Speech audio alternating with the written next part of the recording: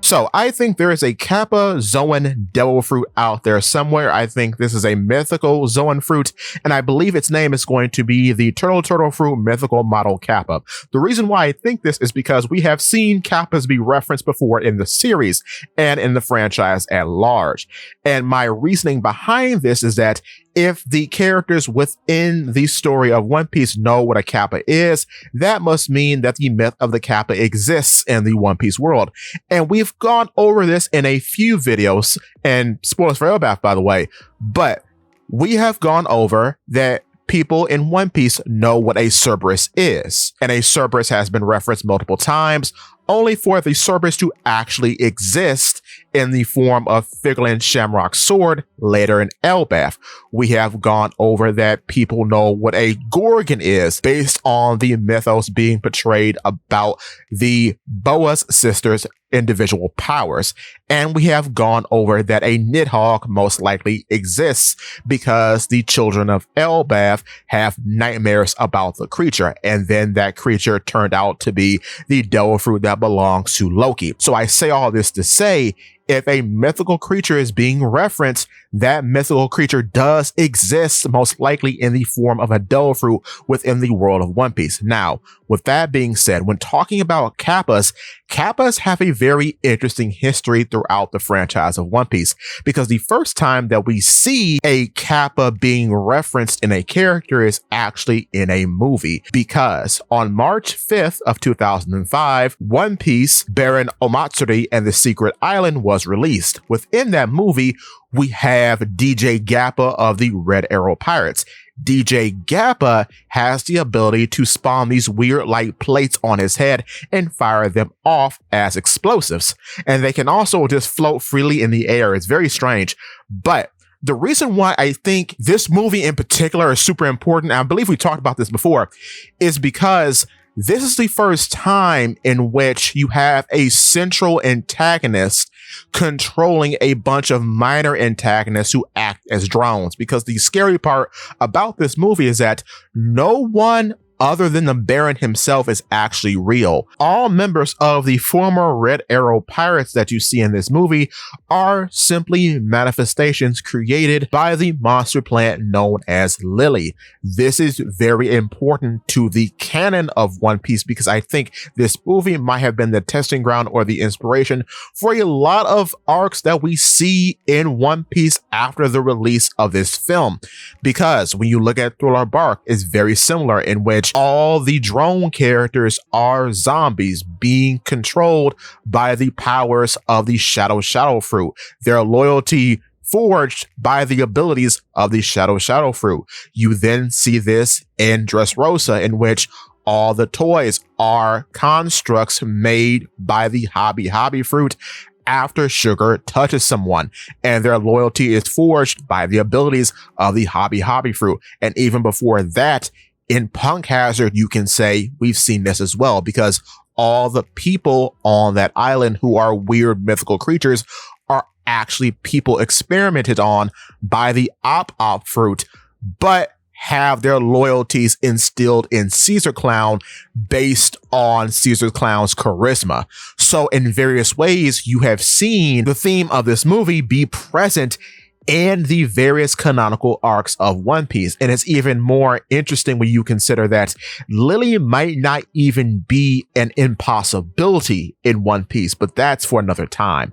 However, rolling things back to DJ Kappa, I do think the supposed abilities of this said Turtle Fruit mythical model Kappa will probably be what DJ Kappa does, in which he generates a bunch of these free-floating explosive plates. I think this supposed Devil Fruit would be able to do the same thing.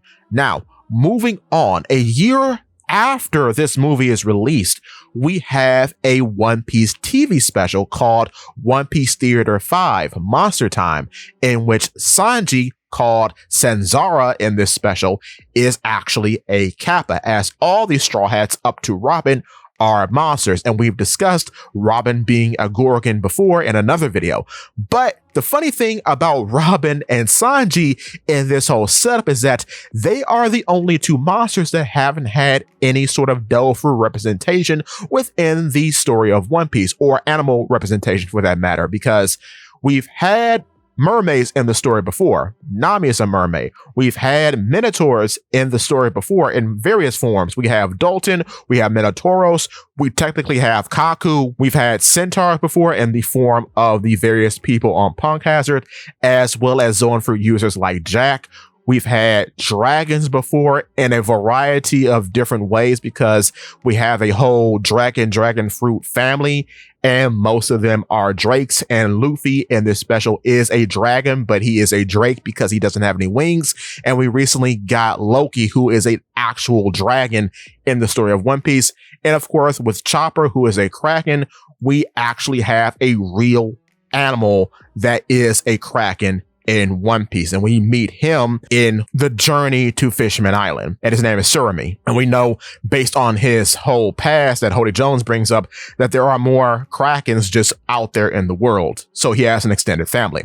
But when it comes to the Gorgon and the Kappa, we don't really have a real actual representation of these creatures in One Piece so far.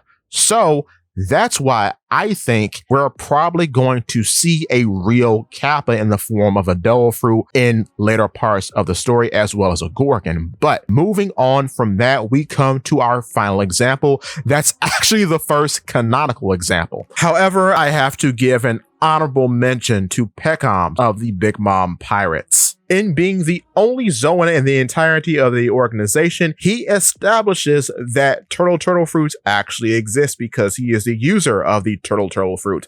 But in being a lion mink, some interesting things occur with him being both a lion and a turtle, because one, based on the Alice in Wonderland-like theming of Whole Cake Island, one could consider him a mock turtle, which is a character that appears in Alice in Wonderland.